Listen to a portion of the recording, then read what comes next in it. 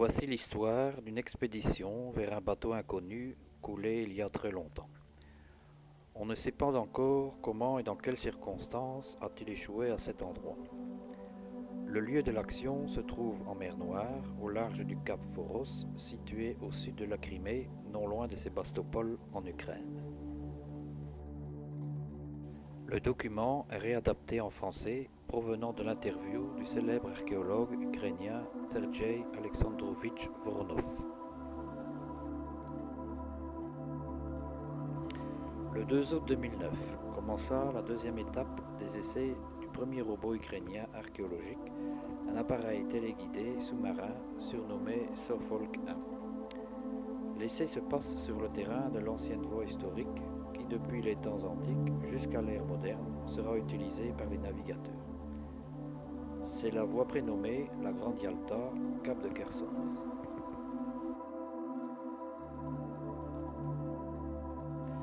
Pour la première fois, le robot descendra jusqu'à des profondeurs de plus ou moins 180 mètres.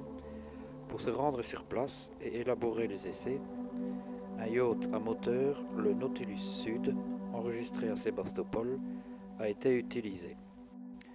À son bord, un groupe technique de l'Université nationale de l'État fut dirigé par l'amiral Makarov et les opérations conduites par le professeur ingénieur Blintsov Vladimir Stepanovitch.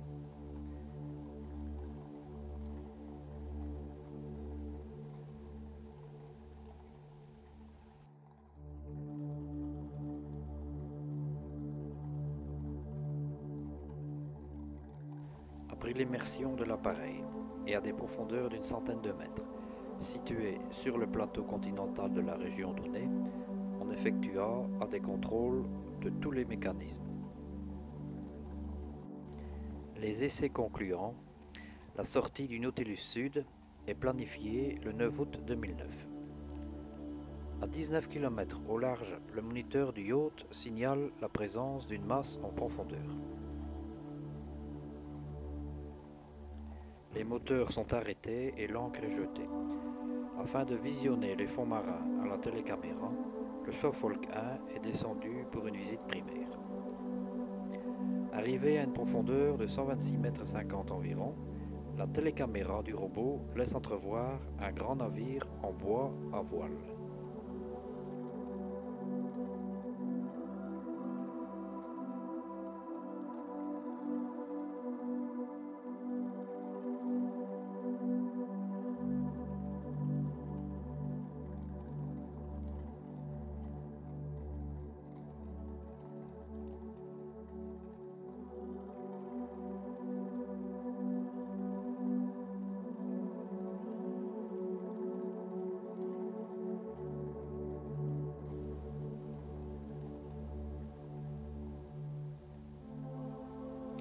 Vous pouvez constater ici l'état exceptionnel des amphores ensablées dans le fond du navire. Les types que vous voyez à l'écran ont été remontés avec succès au bord du Nautilus Sud. Ce sont deux types d'amphores qui étaient présentes dans les cales du navire au moment du naufrage. De même, 3 récipients de céramique ont été prélevés. Ces récipients de type médiéval sont étudiés maintenant dans un laboratoire archéologique de l'Académie des sciences nationales de l'Ukraine.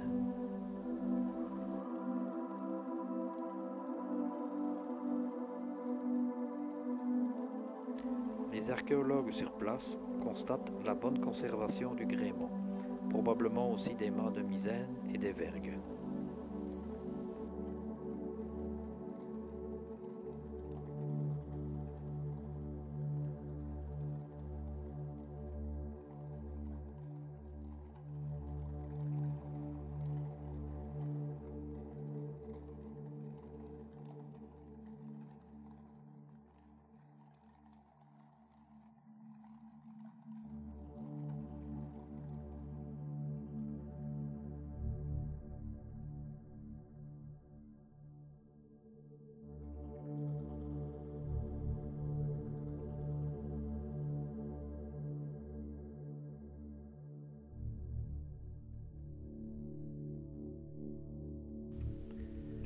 La longueur visuellement fixée sur le navire est de 36 mètres.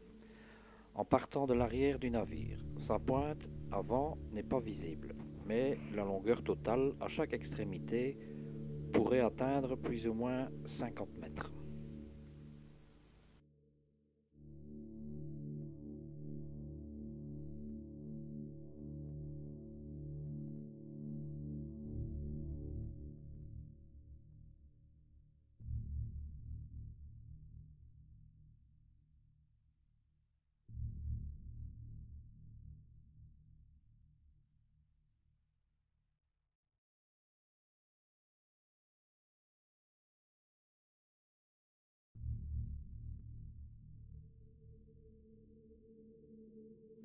Le navire a été retrouvé, la proue pointée vers les 140 degrés sud-est. La poupe elle-même est ensablée dans une plus grande mesure.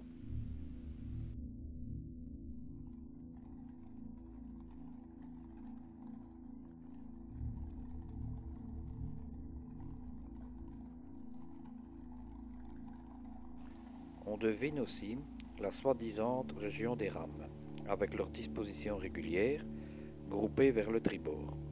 Plutôt centrés apparaissent des groupes de couples, laissant deviner la carcasse du bateau.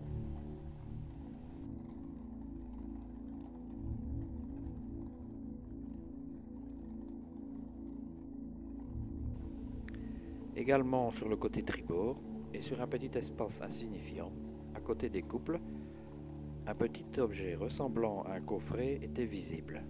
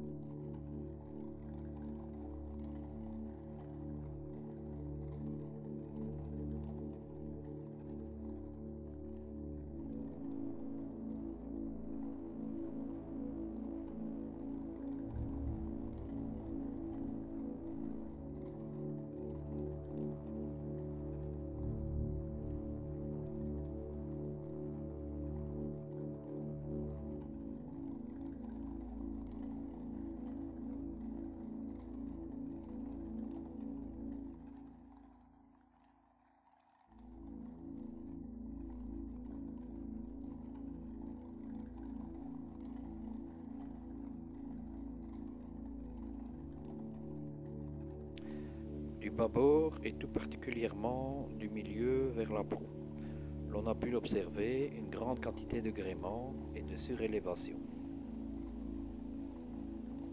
Vers les restes du beaupré, une passerelle en bois, en partie acceptable, était encore présente verticalement. D'autre part, il y avait aussi une ancre de fer avec 3 orifices dans sa partie supérieure. Tous les éléments fabriqués en bois que vous voyez ici à l'écran ont des traces de traitement.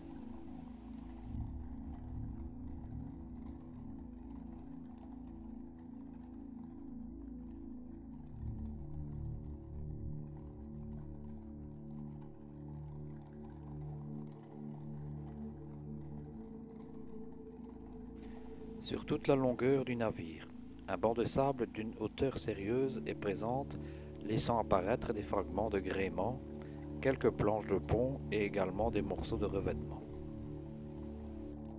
Le Suffolk I, appareil télécommandé, réussit à lever avec l'aide de son manipulateur un petit fragment d'une planche de pont pour analyse.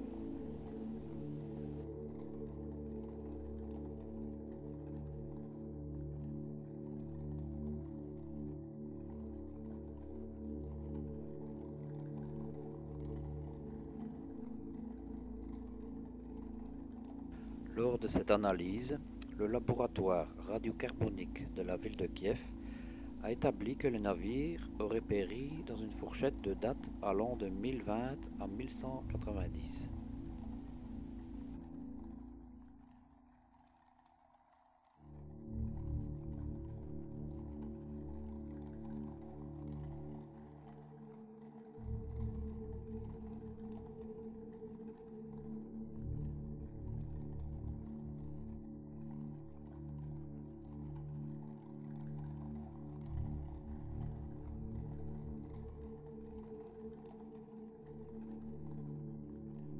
Nous voyons ici à l'écran la soi-disant région des rames avec leurs dispositions régulières. On peut apercevoir également des groupes de couples laissant deviner la carcasse du bateau.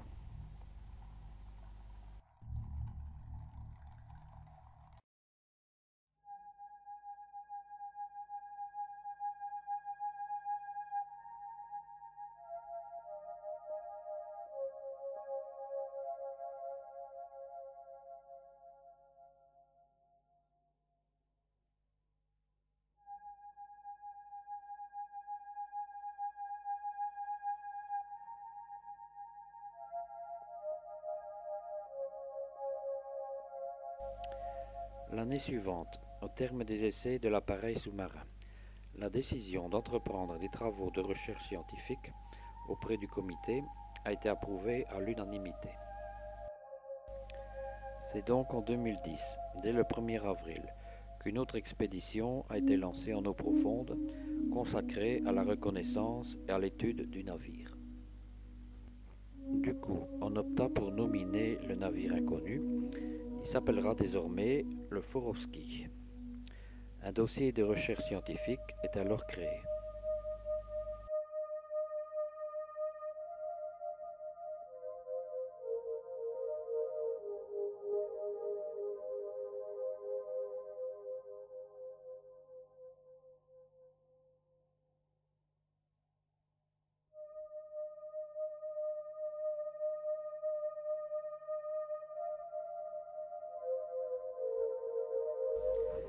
La saison champêtre de 2010 s'est distinguée par des conditions très instables du temps. De plus, dans la région d'échouage du navire, il y avait un incroyable courant sous-marin dans les environs des 80 mètres. De ce fait, le robot fut très difficile à manœuvrer. Comme dit auparavant, les premières sorties scientifiques furent interrompues par les tempêtes en surface. La mer menaçait et les risques trop grands, et ce n'est qu'à la 9e sortie, et par beau temps, que deux plongeurs, l'un de Kiev, Alexandre Spiridonov, et l'autre moscovite, Andrei Bykov, réussirent à atteindre le Forovski. Les travaux de recherche scientifique ont été complétés par un album de photos reproduisant la mosaïque du navire. Des mesures et des gabarits ont été prélevés, de façon à rassembler tout cela en surface, d'en déterminer la structure et l'identification réelle du Forovski.